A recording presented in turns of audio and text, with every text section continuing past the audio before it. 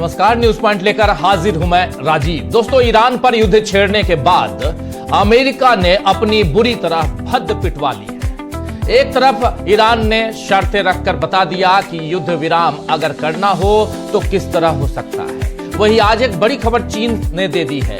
चीन ने कहा है कि अमेरिका ने अपना जंगी बेड़ा ईरान से पीछे हटा लिया है। चीनी सैटेलाइट तस्वीरों ने दावा किया है कि अमेरिकी विमानवाहक पोत यूएसएस अब्राहम लिंकन को ईरान के करीब से हटाकर ओमान के सलालाह के पास तैनात किया गया है।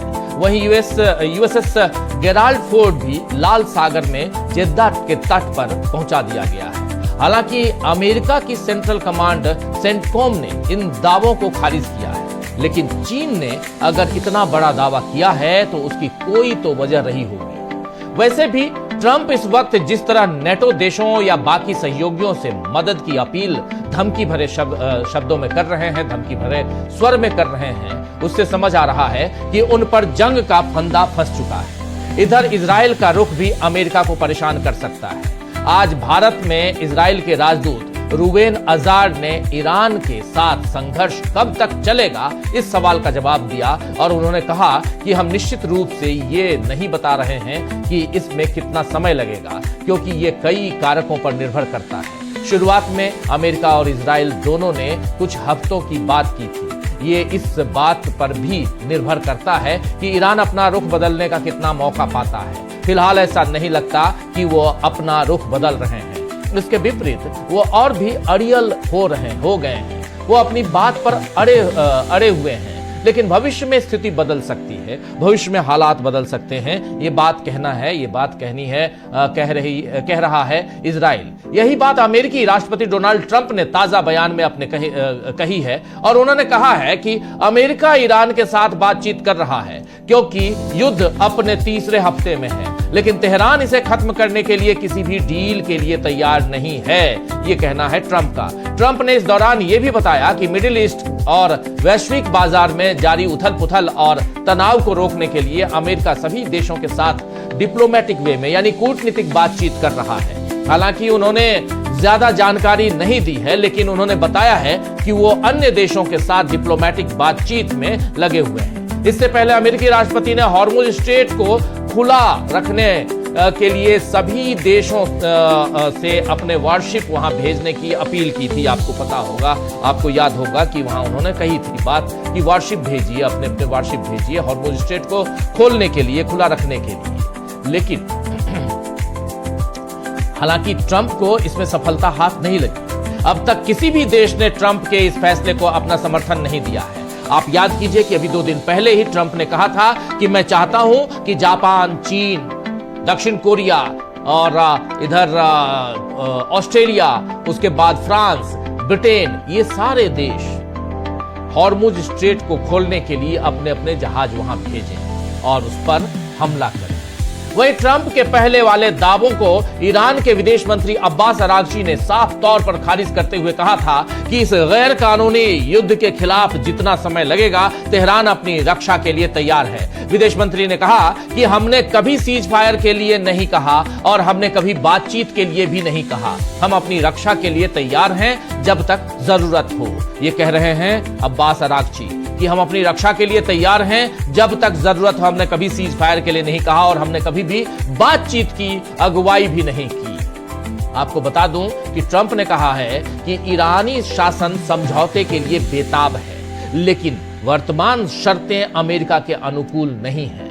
उन्होंने साफ किया, स्पष्ट किया कि युद्ध खत्म करने के लिए तेहरान अभी तैयार नहीं है। यह बात उधर अमेरिका कह रहा है, अमेरिका के राष्ट्रपति कह रहे हैं। तो ईरान का रुख बदल नहीं रहा है। यह बात 17वें दिन, आज 17वां दिन है इस युद्ध का, 17वें दिन अगर इजराइल और अमेरिका को समझ आ रही है कि ईरान का रुख यहां नहीं बदल रहा है, तो इसका एक ही मतलब है कि युद्ध की पूरी तैयारी किए बिना अपने देशों को ट्रंप और नेतन्याहू ने लड़ाई में झोंक दिया और इसका खामियाजा आम लोग भुगत रहे हैं।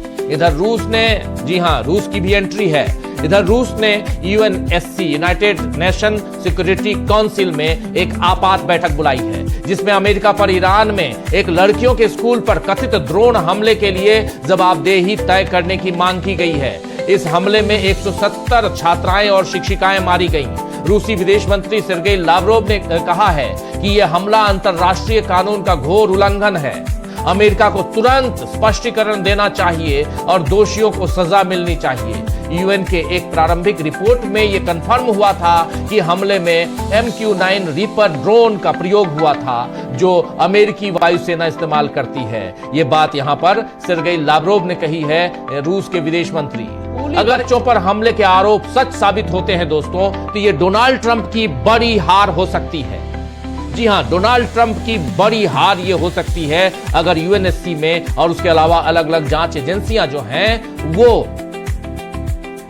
इसे साबित कर देती है। दूसरी तरफ अमेरिका की भद्द पिट रही है। ईरान से अमेरिका, ट्रंप जो हैं वो पीछे हटते हुए दिखाई दे रहे हैं। तो आज चर्चा करेंगे कि अब ईरान से पीछे हट जाएगा क्या पूरी तरह से अमेरिका, या पहले से ही पीछे हटना अमेरिका शुरू कर चुका है। इसकी चर्चा करते हैं। ये बहुत इंपॉर्टेंट सवाल है कि क्या पहले से ही अमेरिका इस युद्ध से पीछे हटना शुरू कर चुका है, और कैसे डोनाल्ड ट्रंप ने अपने देश की भद्द पिटवा दी। चलिए शुरुआत करते हैं। हमारे साथ कुछ वरिष्ठ साथी जुड़े हुए हैं, उनसे पहले आपका परिचय करवाता हूं और आगे बढ़ते हैं। देखिए, इस वक्त हमारे साथ 3 वरिष्ठ साथी जुड़े हुए हैं। डॉक्टर प्रकाश हिंदुस्तानी जी हैं, अमलेंदु उपाध्याय जी हैं, शकील अख्तर जी हैं। आप तीनों का स्वागत इस्तकबाल है। स्वागत इस्तकबाल आप तमाम दोस्त साथी शुभचिंतक आप सबका जो अब तक जुड़ चुके हैं उनका भी स्वागत करता हूं। अमलेंदु जी, सबसे पहले आपके पास आना चाहता हूं। अमलेंदु जी, कैसे देखा जाए ये जो हो रहा है, और हमारे साथ सुनील शुक्ला जी भी जुड़ गए। सुनील जी, आपका भी स्वागत है। स्वागत इस्तकबाल एक बार फिर आप तमाम दोस्तों, साथियों, शुभचिंतकों आप सबका।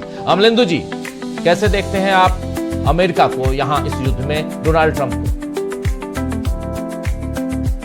इसका मतलब ट्रंप साहब जो हैं उन्होंने अपनी हार मानना स्वीकार करना शुरू कर दिया। इसको आप इसी तरीके से देख सकते हैं कि अब ट्रंप साहब जो है वो हकीकत समझ रहे हैं और जमीन पर ट्रंप साहब ने उतरना शुरू कर दिया है।